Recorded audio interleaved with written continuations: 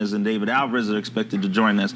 But furthermore, the many groups and organizations who have their hands in the plow when it comes to issues of mass incarceration, police reform, workers' rights and equality. Dr. King died on a poor people's campaign. We often forget, but we're holding big breakfasts and big dimes, inviting people to where our workers and our homeless often can't get. But a lot of those people are doing a really good thing here in the community. You can't really put that down. No, but we're saying that this is the march where you don't have to pay a contingency fee. This is a parade for the people. This is for those homeless who can't get in the parade because they can't pay the contingency fee. This is for them to get involved and for them to have their voice heard. So on the issues of homelessness, workers' rights, police reform, and mass incarceration, we're saying to local city council members, state legislators, and nationally elected officials, we will not be moved on Democrats and Republicans. We're not going to be moved on that agenda. Where is mass incarceration taking place? I'm unfamiliar with that. Well, I understand some of the other issues, but where's that happening? The biggest issue, I think, with the private prison industry, when you look at what's happening with CCA and some of the other private prison industries,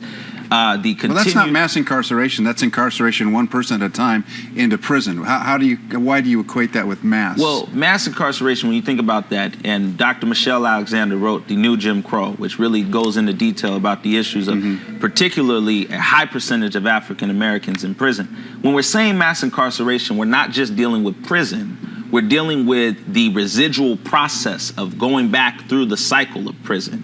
And I think that the closing down of the private prison industry, or the way that it's currently running, is not allowing people and giving people the opportunity to cycle out of prison. It's keeping them in that cycled prison mentality.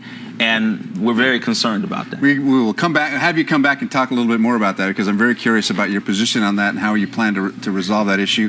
Parade is going on today. We'll have more Good Morning San Diego in just a moment. Shane, thanks so much for being